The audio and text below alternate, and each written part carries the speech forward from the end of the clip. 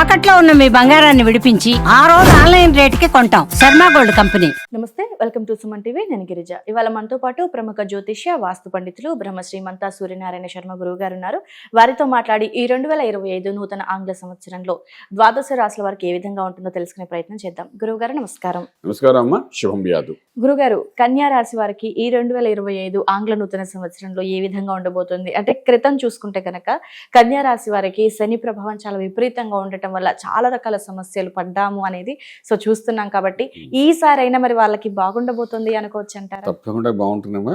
కన్యా రాశిలో హస్త చిత్తా నక్షత్రం వాళ్ళకి, ఉత్తరాయణ నక్షత్రం వాళ్ళకి ఈ సంవత్సరం చాలా బాగుంటుంది. ప్రత్యేకంగా ఏంటంటే మనిషికి ఆక్సిజన్ లాంటిది ఆదాయం. అంటే డబ్బు ఉంటే ఊపిరి బాగా పీల్చుకుంటాడు.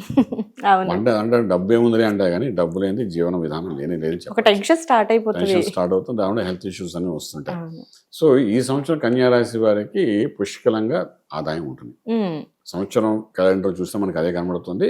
తర్వాత వీళ్ళకి గురుబలం పెరుగుతుంది. సంవత్సరం చాలా ఏళ్ల తర్వాత, 10 ఏళ్ళ తర్వాత మన గురుబలం డైరెక్ట్ గా కనెక్ట్ అవుతుంది.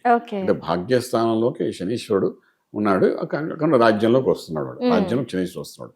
గురుబలం ఆల్రెడీ ఉంది ప్రస్తుతం ఫస్ట్ హాఫ్ లో. తర్వాత రాజ్యంలోకి వస్తున్నాడు. సో కన్యా రాశి వారికి భాగ్యంలో ఉన్న, రాజ్యంలో ఉన్న శనీశ్వరుడు బృహస్పతి అది అడ్వాంటేజ్ తప్ప డిసడ్వాంటేజ్ కాదు వాళ్ళకి. సో ఆదాయం బ్రహ్మాండం ఉంటుంది వీళ్ళకి. ఈ ఆర్థిక బలం ఎప్పుడైతే బాగుందో, వ్యవసాయం చేసే వాళ్ళకైతే ఫుడ్ ఇండస్ట్రీ, వ్యవసాయము, అగ్రికల్చరు, ఆర్గానిక్ ఇండస్ట్రీ, తర్వాత ఫార్మా ఇండస్ట్రీలో ఉన్న వాళ్ళకి వీళ్ళందరికీ హైప్స్ బ్రహ్మాండం జరుగుతాయండి. ఎస్పెషల్లీ భూమికి సంబంధి భూమిలో విత్తనాలు వేసి పండించే ప్రతి పంట కూడా కన్యా రాశి వాళ్ళకి మహా అద్భుతంగా ఉంటాయి. అంటే అగ్రికల్చర్ లైన్లో కానీ వెళ్ళగలిగితే, ఒకవేళ కన్యా రాశి వారు ఇన్స్టెంట్గా వెళ్ళగలిగితే మాత్రం ఈ సంవత్సరం వచ్చిన కాపు కానీ, ఈ సంవత్సరం వాళ్ళకి వచ్చే ఆదాయం కానీ ఫెంటాస్టిక్ ఉండే చాలా మంచి ప్రాఫిట్.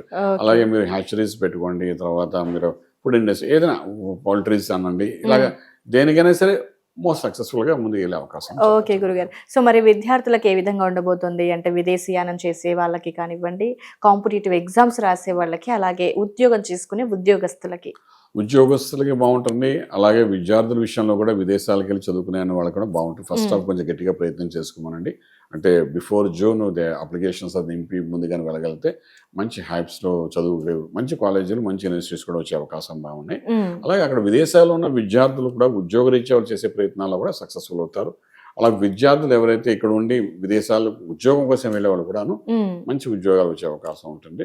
ఈ సంవత్సరం ఇన్కమ్ ఎర్నింగ్స్ అంటే ఎడ్యుకేషన్ కంటే ఎర్నింగ్ పార్ట్ చాలా సక్సెస్ఫుల్ గా కన్యా రాశి వరకు ఉందని చెప్పొచ్చు. ఓకే గురుగారు. సరే మరి వ్యాపారస్తులకి, స్వయం ఉపాధి చేసుకునే వాళ్ళకి ఏ విధంగా ఉండబోతుంది? స్వయం ఉపాధి, కుటీర పరిశ్రమలు, లఘు పరిశ్రమలు, అలాగే ఫ్రీలాన్స్ గా ఈవెంట్స్ కండక్ట్ చేసేవాళ్ళు, డిజిటల్ మార్కెటింగ్, మీడియా రంగం వాళ్ళు, అలాగే వ్యాపారస్తులు, వీళ్ళందరూ ఒక ఫామ్ లో తీసుకుంటే మాత్రం అందరికీ, ఎస్పెషల్లీ ఫుడ్ ఇండస్ట్రీ చేసే వాళ్ళకి డెఫినెట్గా 40% హైక్ అనేది ఈజీగా కనబడుతుంది అనమాట. 40% అంటే ఇట్స్ బ్యూటిఫుల్, మంచి ప్రాఫిట్ అని చెప్పొచ్చు మనం. అంతవరకు వెళ్తుంది కాబట్టి సక్సెస్ఫుల్ దిస్ అంటే ఈ సంవత్సరం అనేది సక్సెస్ఫుల్ లైఫ్ ఈ సంవత్సరం మనం చెప్పొచ్చు, గట్టిగా చెప్పొచ్చు. ఓకే గురుగారు. సో మరి కోర్టు వివాదాలు ఉన్న వాళ్ళకి, అలాగే రియల్ ఎస్టేట్ వ్యాపారస్తులకి, అండ్ ఎస్పెషల్లీ రాజకీయ నాయకులకి ఎలా ఉండబోతుంది కన్యా రాశి వారికి సంబంధించి? రాజకీయ నాయకుడికి పదవుల కోసం చేసే ప్రయత్నాలు చేసుకోవచ్చండి. ఫస్ట్ హాఫ్ లో మనం చేసుకోవచ్చు. డెఫినెట్గా మాఘమాసం తర్వాత, ఫిబ్రవరి తర్వాత వాళ్ళకి అనుకున్న ఫైల్స్ ముందుకు వెళ్తాయి. అలాగే రాజకీయ రంగంలో ఉండి వాళ్ళ ద్వారా పని చేయించుకోవాలనుకున్న వాళ్ళు, కొన్ని ఫైల్స్ గవర్నమెంట్ జీవో కావాలనుకుంటారు, కొన్ని కాంట్రాక్ట్ వర్క్స్, అలాంటి వాళ్ళు కన్యా రాశిలో ఉన్న వాళ్ళు కూడా వాళ్ళు పనులు అయిపోతాయి ఈ సంవత్సరం. అంటే మనం సక్సెస్ఫుల్ చెప్పొచ్చు. రాజకీయ రంగంలో ఉండే వాళ్ళకి మనం చెప్పచ్చు. అలాగే మన కోర్టు వివాదాలు కూడా మనకి ఎంతో కాలం నుండి పెండింగ్లో ఉన్న వంశపారంపర్య సంబంధమైన ఆస్తులు కానీ, అలాగే అన్నదమ్ముల మధ్య ఆస్తి తగాదాల్లో అప్పటికీ సెటిల్ కానివి ఏమైనా ఉంటే అవన్నీ క్లియరెన్స్ అవుతాయండి. అలాగే భార్యాభర్తల మధ్య జరుగుతున్న కొన్ని కోర్టు వ్యవహారాలు ఏమైనా ఉంటాయి, ఈ విడాకులు కాదాలు ఇవన్నీ, అవన్నీ కూడా ఒక క్లారిటీ వచ్చేస్తాయండి. క్లారిటీ వచ్చి కన్క్లూజన్ వచ్చి క్లియర్ అయిపోతాయి ఇష్యూస్. అంటే లాంగ్ లాస్టింగ్ ఇష్యూస్ ఏమైనా కోర్టులో ఉన్నాయి అంటే అది ఈ సంవత్సరం ఫస్ట్ హాఫ్ లోనే కంప్లీట్ అయిపోతామని. ఓకే గురుగారు. సో మరి కళాకారులకి, మీడియా రంగంలో ఉన్న వాళ్ళకి, సినిమా వాళ్ళకి ఎలా ఉంటుంది అంటారు? ఫిలిం ఇండస్ట్రీకి మంచి హైప్ అండి. కన్యా రాశిలో ఉన్న వాళ్ళందరికీ చాలా హైప్ గా ఉంటుంది. మీడియా రంగం అనుకోండి, యాంకరింగ్ పార్ట్ అనుకోండి, లేదా ఫ్రీలాన్స్ గా చేసేవాళ్ళు అనుకోండి, ఈవెంట్స్ కండక్ట్ చేసేవాళ్ళు అనుకోండి, డిజిటల్ మార్కెటింగ్ అనుకోండి, స్పెషల్లీ హీరోస్, హీరోయిన్స్ ఎవరు అనుకున్నా అనుకోండి, వాళ్ళు కూడా కన్యా రాశి వారికి ఆర్థిక అంటే ఏది చేసినా అండి అదంతా ఒక ధనం కోసం చేస్తారు. ఎంత కళని కళని చూపించడం వేరు, దాన్ని ప్యారలల్గా మన ధనం కూడా రావడం ఇంపార్టెంట్ ఉంటుంది. చాలా మంది కళాకారులకి మంచి కళాకారులు ఉంటారు, యాక్షన్ చాలా బాగా చేస్తారు, బట్ వాళ్ళకి దాని తగ్గ ధనం కనిపించదు. అలా కాకుండా ధనము కనబడుతుంది, కళాకారులకు గుర్తింపు జరుగుతుంది. ఇవన్నీ మనకు ఫిబ్రవరి నుండి మంచి హైప్స్ వస్తాయని చెప్పొచ్చు. ఓకే గురుగారు. సో మరి కన్యా రాశి వాళ్ళు శుభకార్యాలు ఏమైనా చేసే అవకాశం కనిపిస్తుందా? 100% అండి. శుభకార్యంలో పాల్గొంటారు, శుభకార్యాలు చేస్తారు, మధ్యవర్తిత్వం వహిస్తారు, మంచి ఫలితాలు వస్తాయి, ఆర్థికంగా బలోపేతం అవుతారు వీళ్ళు. అలాగే ప్రేమ వివాహాల విషయంలో కూడా వాళ్ళు ఏమైనా కొంచెం అనుకుంది పెద్దవాళ్ళు చెప్పాలనుకుంటే ఈ కన్యా రాశి వాళ్ళు ఈ సంవత్సరం చెప్పగలిగితే దానికి పెద్దల ద్వారా అది కూడా అంగీకారం కలిగి అది ముందుకెళ్ళే అవకాశం కూడా ఉందని చెప్పొచ్చు. ఓకే గురుగారు. సో మరి ఈ రాశి వాళ్ళకి సంబంధించి ఆర్థిక విషయాలలో కానివ్వండి, ప్రయాణం విషయంలో ఏ విధంగా ఉండబోతుంది? ప్రయాణాలలో అంత లాభదాయకంగా ఉంటుందండి. అలాగే మీరు ఆరోగ్య విషయంలో తీసుకుని వచ్చినప్పుడు కూడా వీళ్ళకి ఏంటంటే 90% హెల్త్ ఇష్యూస్ ఎక్కువగా ఉండవు కన్యా రాశి వారికి. ఒకటి ఓల్డ్ ఏజ్ ప్రకారం వచ్చే హెల్త్ ఇష్యూస్ యాజ్ ఉంటాయి, కానీ యుక్త వయసులో ఉన్న వాళ్ళకి మాత్రం ఈ ఆటలు ఆడేవాడు అయితే కాళ్ళతో ఆట అంటే ఫుట్బాల్ అనుకోండి, క్రికెట్ అనుకోండి, ఇలాంటి ఆడే పిల్లలు ఎవరైతే ఉంటారో వాళ్ళకి మాత్రం కొంచెం జాగ్రత్త తీసుకోవాలి. ఈ పాదాలకి పాదం పై భాగంలో రింకిల్స్ దగ్గర కొంత బోన్కి సంబంధించిన ఎఫెక్ట్ అయ్యే అవకాశం కనబడుతుంది. అంటే ఆటలు ఆడేటప్పుడు కొంచెం జాగ్రత్త తీసుకోవడం బాగుంటుంది. ఓకే గురుగారు. సో మరి ఆరోగ్యపరంగా అంటే మీరు ఇందాక అన్నట్టుగా స్టూడెంట్స్ వరకే చెప్పారు, సో మరి మిగతా వాళ్ళ పరిస్థితి ఏ విధంగా ఉంటుంది? మిగిలిన వాళ్ళకి చిన్న కొలెస్ట్రాల్, థైరాయిడ్ కనబడుతుంది, రెగ్యులరైజ్ ఉండేవి తప్ప వేరే.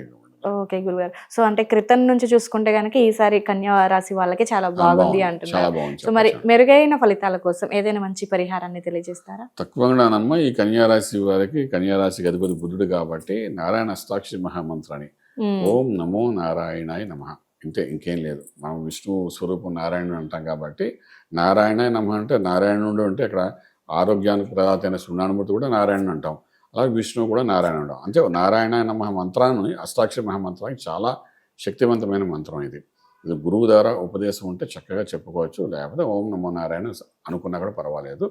దీని ఫలితంగా ఏంటంటే కొన్ని చెడు జరగకుండా ఆపడానికి అవకాశం ఉంటుంది, మీలో ఉన్న కాన్ఫిడెంటబుల్ పెరగడానికి అవకాశం ఉంటుంది, అన్ని కార్యాలు మంచి ఫలితాలతో రిజల్ట్ వచ్చే అవకాశం ఉంది కాబట్టి అది చేసుకునేది సరిపోతుంది. ఓకే గురుగారు. సో అన్ని పాయింట్ వైజ్ గా మాట్లాడడం, కానీ ఇంకొంతమంది ఉంటారంటే లైక్ స్టాక్ మార్కెట్ కానీ లేదంటే కాంట్రాక్ట్ వర్క్స్ బేస్ చేసుకునే వాళ్ళు, సో మా గురించి చెప్పలేదని పాయింట్ ఉంటుంది. సో మరి వాళ్ళకి ఎలా ఉండబోతుంది? స్టాక్ మార్కెట్ అంటే మనం ఏదైనా ఒక ఫైనాన్స్ డెవలప్మెంట్ గురించి అడుగుతారు ఎవరైనా.